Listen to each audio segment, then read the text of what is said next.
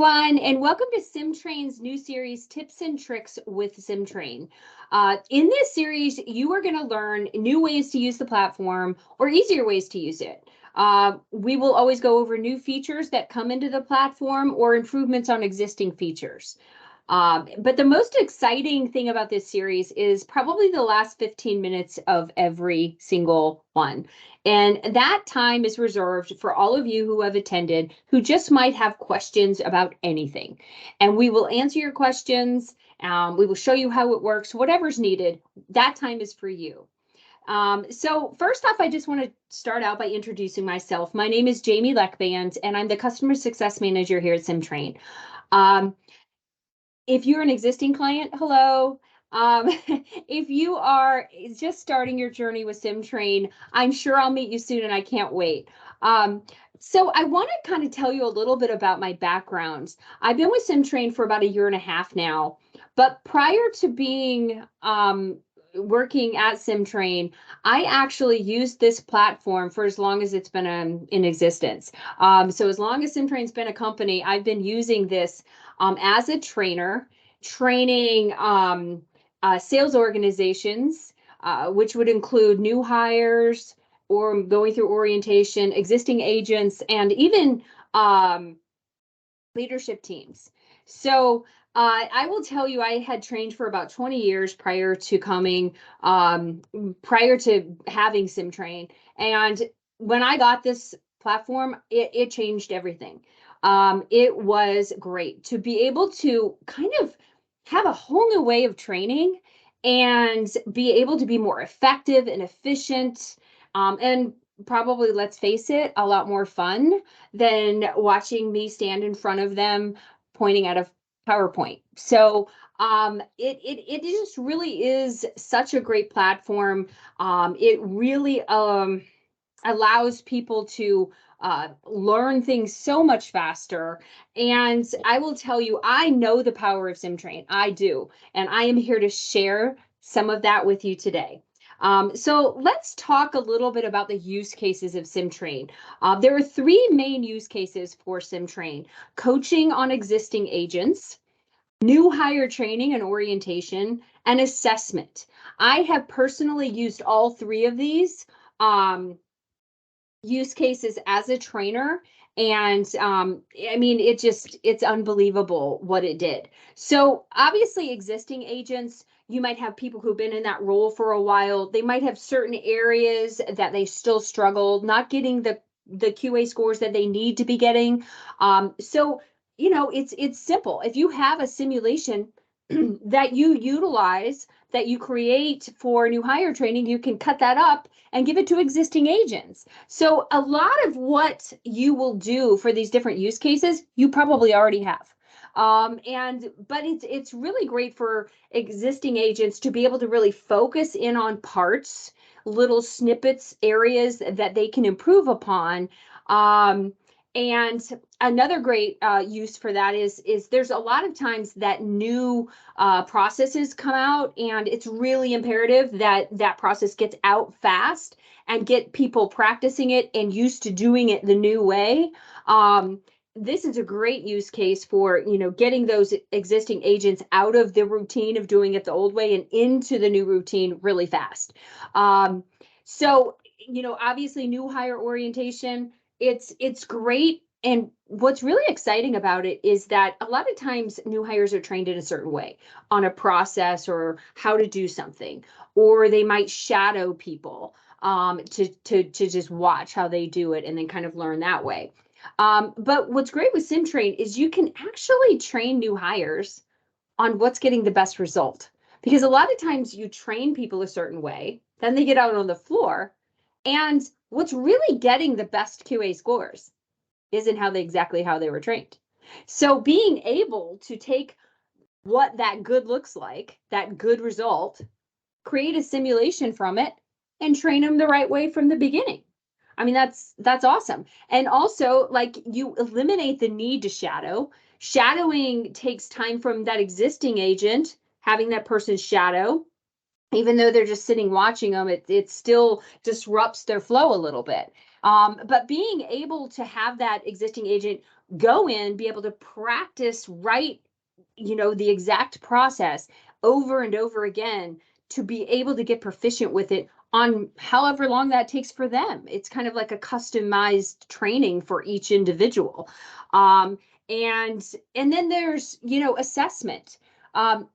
You, you don't learn everything about a candidate in an interview. And so again, utilize some of the sims. If there is a need to learn a certain process, you could actually have them do that simulation. Instead of having them answer a question and saying, what's your proficiency of Excel?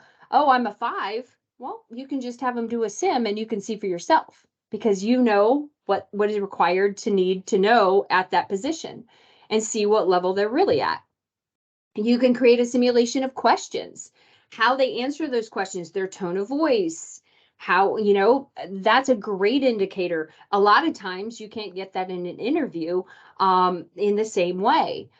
So it's a great tool to use for that. And then again, you can use some of the simulations you have. Let them see the role that they're going to be doing and see the whole process. So again, a lot of what you have for these different use cases, you already have in the sims that you've created.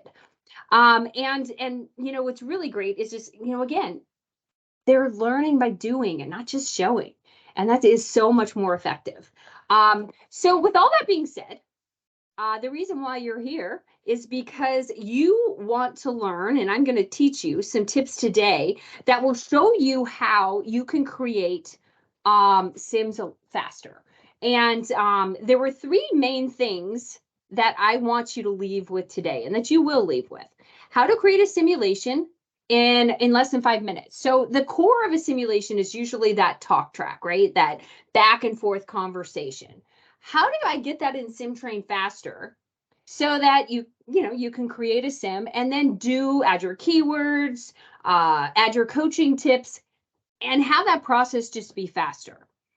How can you react quickly to changes in the environment? What I was talking about earlier, having the ability to create a quick sim on a change in a process and get that out on the floor and get that in production just like that. And then coaching your teams with real scenarios. I can tell you, I know this for a fact. When you will never get better buy-in from a learner than having the situation they're practicing being real. In fact, that almost inspires them to want to practice more, because like, oh, this has really happened. I want to get good at this, right? So that they feel comfortable. So those are the 3 things. So the main focus of this and being able to accomplish what I want you to leave here with is showing you a new feature within SymTrain that allows you to get that, create that script for your simulation just like that. And so it's called AI Generate. So with that being said, I'm going to go and share my screen. All right, so it's called AI Generate, and it will automatically, you can type or cut and paste a particular scenario. Sometimes you think of a script in your head, and now you can just type it in here and it creates a script. And you can be as descriptive as you need to be. You can tell it, in fact, that works best, because that's going to create the most robust script for you possible.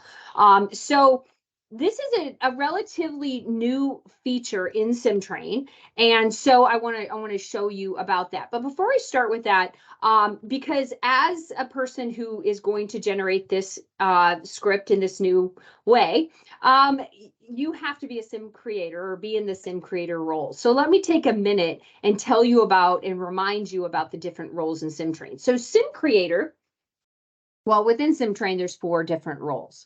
A sim creator can do everything in SymTrain and be all these other roles except an org admin. You can, and so a manager can be a manager and a trainee can only be a trainee, right? So it kind of works like that. An org admin within SymTrain, their main responsibility really is to add users to SymTrain or add users to teams. So if you're a sim creator, so here's a tip for you. If you're a sim creator and you need to add users to SymTrain, you got to change your role. no one person can be multiple roles at one time. However, it is as simple as a click to change your role from sim creator to org admin, or from org admin to sim creator. But if you're an org admin, you have visibility to be all of these roles. So that's what you need to remember. If you're have a manager role, but you create sims, you're going to have to change yours to sim creator, because you got to be a sim creator to create sims. So with that being said, let me go in here to create sim. And of course, you always got to name it. And we're just going to go in here. And of course, this brings up this screen. You guys have all seen it. And these are the different ways that you can get this script into SymTrain. The one I want to focus on right here is the AI generate. It generates scripts from scenarios using SymAI. All right, that's a pretty cool comment right there. So what you do is you click here. And when you do that, it kind of prompts you what you need to do. And they have a little kind of a faux script right here. Generate a script for a customer support on booking a flight ticket on Pacific Airlines. So when you see this in here, I mean, you could click it and generate the script. There is a 500 character limit here, so it won't even let you cut and paste it in here. It will just ignore you if you try. So again, just note that. And if it doesn't let you put it in here, just know that it's probably over 500 characters. So I've got a script right here, and I want to do a couple for you, and then I'm going to do one that I got from someone else. So here, I'm just going to leave this in here, and I'm just going to add a little bit more to it just to make it a little bit more robust. So so again, generate a script for customer support on booking a flight ticket on Pacific Airlines. The customer's name is Marie. And like I said before, you want to make it as robust as possible so that it is as close to what you have in your head and what it needs to be. Marie is Marie, and she is very anxious. Give them feelings. And because that will add kind of words of empathy and caring and all of those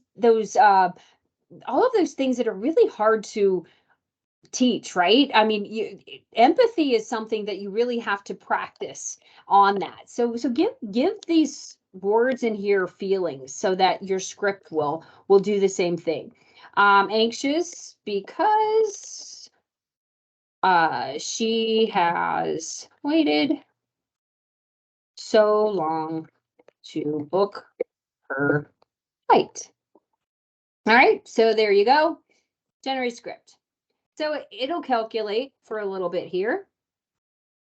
And then it will pop up and you'll have your script. And I can show you how we'll do that. But again, like I said before, you want to make this as robust as possible, be as descriptive as you can so that it will come back with the closest thing to what you had in your head. And so here you go. Here's this script. So thanks for calling Pacific Airlines. I'm Marie. I need to book a flight. I've been waiting for so long. I'm so anxious, right? I'm getting anxious. And oh, I understand how important it is, right? So it really kind of conveys that. So the more descriptive you are, the better script you will get. So so this is one example. So I want to do another one for you. So I'm going to show you a tip. I don't know if you know of this, but you can click right here, select all, delete selected. Yes, I'm sure. And it brings me back here. So because I want to do it again. So this time what I'm going to do is I'm actually going to delete that. And I'm going to, got some here. Let me pick this one. So this is another kind of scenario I wrote, and I'm just going to put it in here. So generate script for customer calling about a fraudulent charge on their credit card. This is extreme. They are extremely angry because this is the second time calling, as the first time they got disconnected. The customer's name is Alex and he is a new customer. Sounds familiar, right? So let me generate the script. So let's see what we get back here. So I just kind of want to give you some different ways of posing your script. But like I said before, really give it feelings, really tell the beginning, the middle, and the end. You can give exactly how you want this to end. You can tell every piece of it. All right, so here we go. And this is another cool feature. So you can set variables. So this little icon right here says variables. So there's a common thing here. So you could actually put an exact credit card number in here instead of having X's in it. So you can make it. So again, there might be variables in here with company name, different things, and you can fill in the blanks, and then wherever this is in the simulation, it will put those things in there. So let me see. So credit card number is where that is. So let's just kind of we'll just put one in. Let me delete this out. And actually you can, let's see, you can go like this. So put 1, 2, 3, 4, 5, 6, 7, 8. All right, and so everywhere that number is, it'll enter it in the entire script. Very cool. So again, thanks. Let's see how well it did. Hi, this is Alex. I need to speak to someone about a fraudulent charge on my credit card. So sorry to hear about that. Ugh, this is the second time I'm calling about this. I can't believe I got disconnected earlier. Right? It's giving me the detail that I asked. Pretty cool. All right. So let me do another one. There's one last one. So select all, delete selected. Yes, I'm sure. Brings me back to where I was. So let me go back. I've got this right here. And let me use this one. This one's a little bit longer and a lot more descriptive. So let's see what we've got. So this is generate a script of an insurance representative receiving a call from a homeowner whose house was burned down with a loss of life. The caller is distraught and confused. The agent must calmly identify the caller, verify coverage, and quickly establish funding. Additional living expenses for housing. The agent has to use empathy. All right, let's see what we do. So that was really descriptive, very real life. And it's really cool that you can add all of those little extra pieces in here, and really make it like you wrote it, but you didn't. It helped you out. So once we get this back, okay, there we go. So let me see. Let's see what variables it gave us. Let's fill this in. So insurance. No, let's use Allstate. And policy number. That's 1, 2, 3, 4, 5, 6. All right, so it adds all of that information in there wherever it was in the script. And there you go. So thanks calling. So sorry to hear about your devastating loss you've experienced. How may I assist you today? My housing was completely burned down. Okay, yep. So there you go.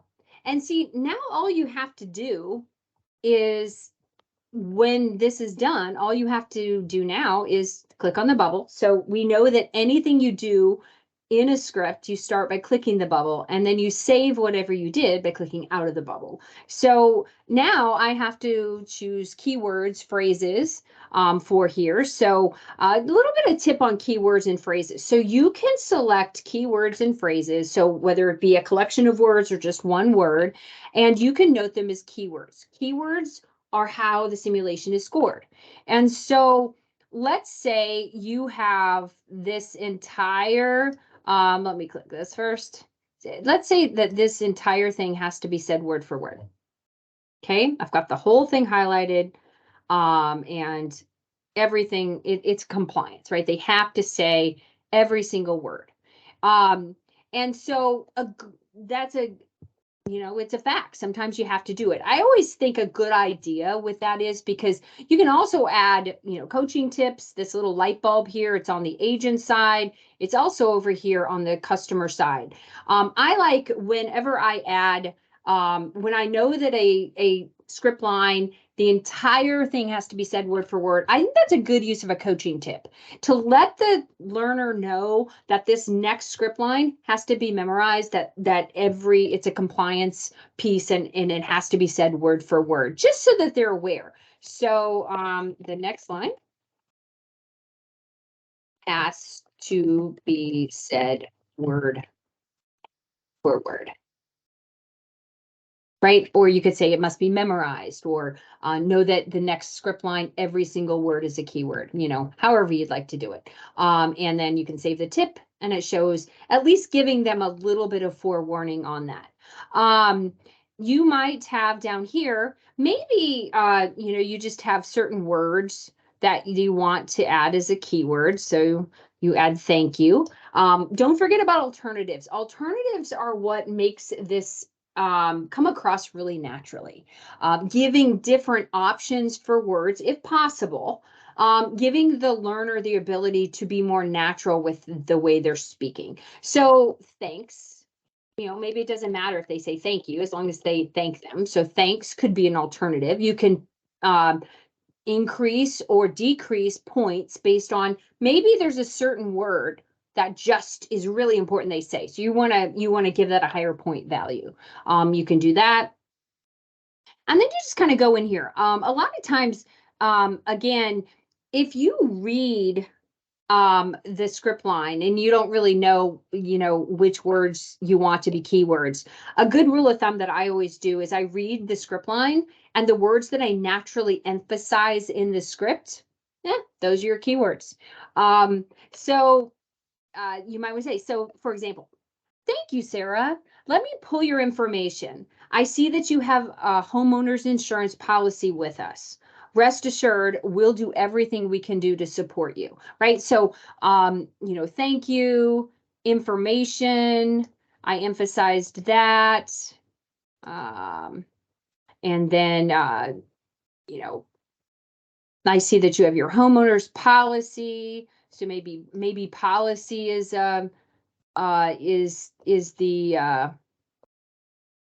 keyword there. Don't know if there's any alternatives. You can save it. But that's how you kind of pick out the words if you don't know exactly. But here you can pick words or phrases, or like I said, entire pieces, right? You can also, just to kind of let you know with keywords, there might be something you don't want them to say. So, this is a pretty really devastating situation here. And so you want to make sure that, maybe they don't say a certain word. So you will just, you can add whatever it is. So let's say that you don't want them to say, you don't want them to say, I'm just going to say, don't say, don't say this word, right? So you can add a phrase or a word, have that be and you can go back here and look at it. So this is here. It's not in the script. You might have an alternative for this phrase you don't want them to say. And what you can do is you can negative point it. And then, they get negative if they say it. So that's a really cool feature right there. But you just go in here, you've got your script. You might want to change a few words. You could go in here, and maybe you don't like, a certain part of it. You could go in here and you could just, delete this out and then save it, right? So you can edit it and change it any way you want to, but the bulk of it was created for you. So I think this is a really great feature and gets that core of the simulation in there. And then, of course, if this were a visual sim, then you could add your visuals to it.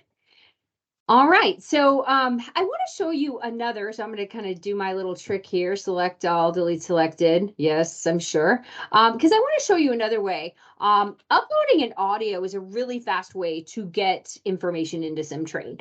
And you can do it by an MP3, MP4, or a WAV file. So if you have a call recording, most often it's we use redacted call recordings and we'll upload those. It's a really fast way to get a real scenario into SymTrain. And again, the base is done.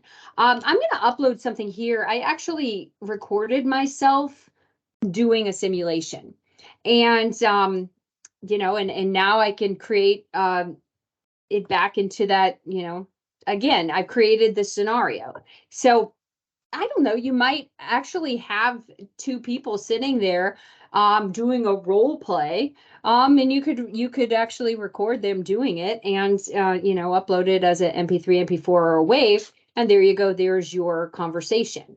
A tip to remember with this is that the more distinctive the voices are, the easier SymTrain's going to be able to decipher which side of which side that script line belongs on. When you have two really similar voices, it can actually force it to put it all on one side because it's unsure. But if you have two separate voices, and in this particular simulation that I did, it's very different than my voice. So that's just a good tip to remember. But again, the simulation's already in here. Then you would add your keywords or phrases, your alternative words, and then you would add coaching tips along the way if you wanted to make sure that they had the coaching tip, or you might even say, remember to use empathy, right? So always a good coaching tip. You can save it and do it that way. With the coaching tip, another cool feature with that is that you can actually voice it if you want. So if I had this and I wanted to, capitalize that. Let's say I wanted to voice it. I could actually enable audio. I can select a coaching voice from any of the different voices we have, or I can record it myself. Remember to use empathy. You can listen to it, and then you can upload it and save it. And you'll notice that when it saves it, it doesn't actually have like a microphone. So when this is assigned to a trainee and they go and they execute it, if there's a voice for this particular coaching tip, there will be a little megaphone. It will not automatically prompt, so it doesn't disrupt the flow of the conversation with that the learner is learning. But if they want to listen to the coaching tip, all they have to do is click that little megaphone and it will play it for them. So that is another thing, another easy way. But please do know, I'm going to do this again and get rid of this so I can show you one last thing. You can obviously still upload a script. It's super simple. And there is a great tip when you do it this way. So when you upload a script into SymTrain, you can write it out, agent, customer, and you can actually notate your keywords or phrases with the less than, dash, and a dash and greater than around the keywords or phrases that you want. A tip I always do is I generally go through the sim. If I've written it out, I'll highlight the words that I want as key phrases or words. Again, if it's not anything that's compliance or something that has to be said in total, again, I'll just read the line, and the words that I emphasize naturally are my keywords. And you can actually notate all of your words in this script. And then when you go in to upload the script, all of that comes back automatically for you. And so it's another step that you don't have to do if you upload it into SymTrain. It does it for you. But you can still go in and change it. You can add other words. You can add alternative words and words or phrases that aren't in the scripts. And then you can also add your coaching tips. But it helps you out with that step. So definitely a good way to do that. So I also wanted to kind of show you, so a script, when it's written, If you write it customer and agent like this one was, it uploaded it correctly. A lot of people will ask me sometimes, why do all the script lines end up on the agent side? Well, that happens if the script that you're uploading does not match customer and agent. So let's say that you wrote a script and you want it to be patient and Jim. You can definitely write your script that way. It's just that before you upload the script, you have to do it. So before you upload the script, so let me get rid of this one. So before I upload a script, I want, and if I already know that I've changed those names from customer and agent that it defaults to, all I have to do is go in here before I upload it and change this to patient and this to Jim. And when I do that, it will upload it correctly. So in this case, I have my script written out and I used customer and agent. So it uploads it. But let's say I still want to change it. I can change this to patient. And then I can go here and I can change this to Jim.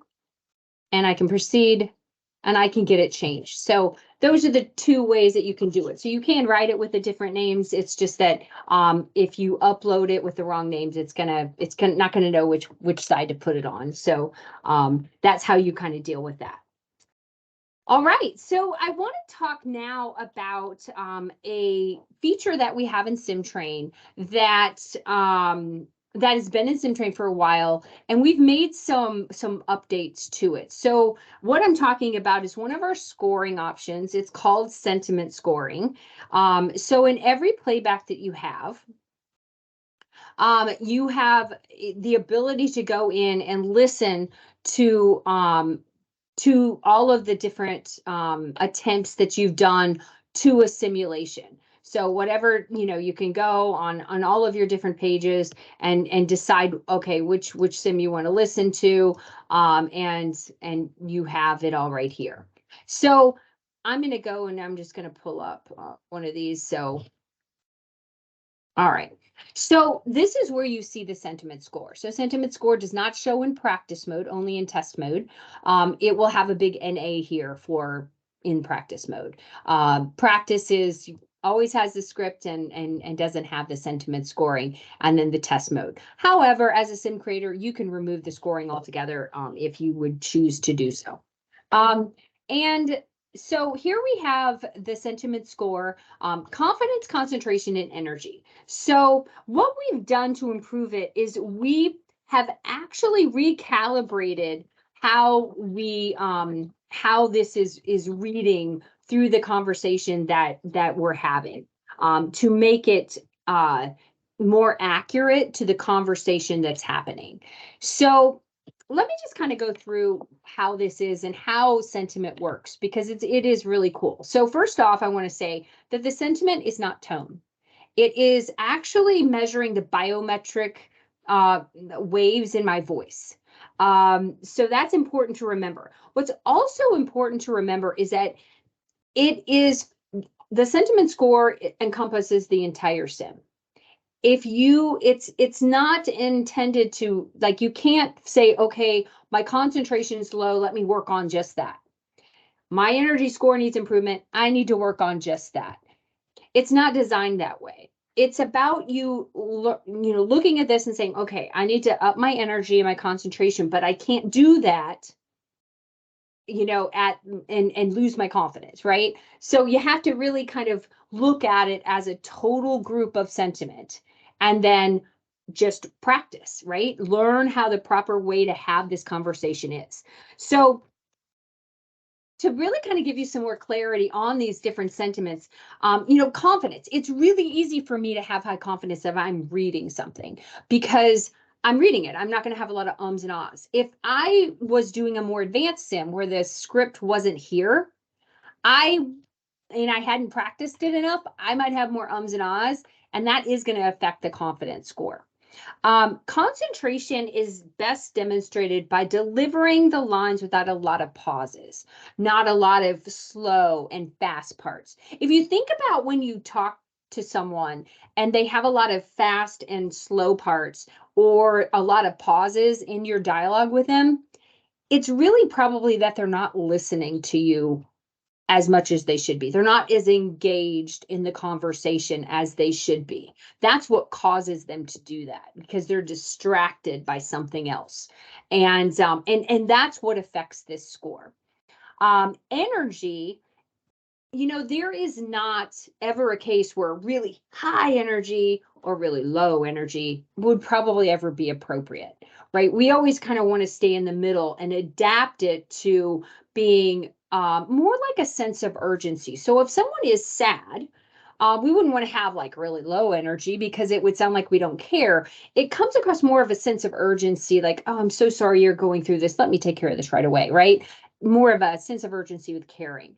If someone's angry, we certainly don't want to have like really peppy energy because that's just going to make them more angry. It would come across more of a sense of urgency that you're going to take care of this right away. I'm so sorry that you've had that experience. I apologize. Let me take care of this for you, right? That's more of a sense of urgency. And again, concentration is also energy has to do with speed too. Like a lot of times people think that just taking care of something really fast is what the customer wants. That comes across as rushing. So that can affect this score. So energy is really about finding the appropriate amount of energy for this call without rushing or going too slow. It's really a happy medium of all of them, and they work as a team. So that's probably my best tip. And one of the things that I'll say is whenever someone says, I don't agree with that, I said, okay, did you listen to the recording? No. Go listen. Let's go listen, right?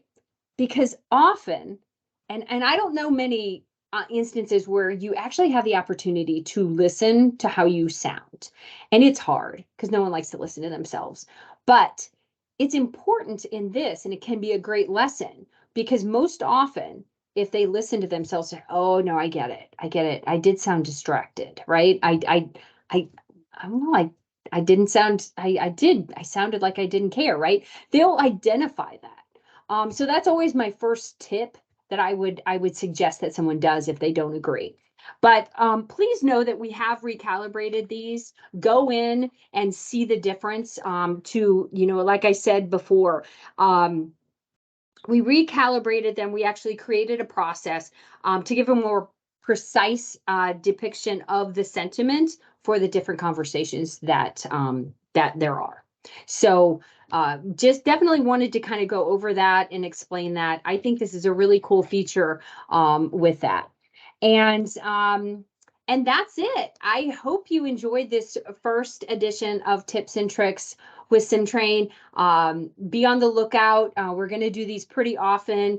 And feel free to reach out to me, Jamie@SymTrain.com, if you have any questions. And if I don't know the answer, I promise I will get you the answer. So thank you again and have a good evening. Bye.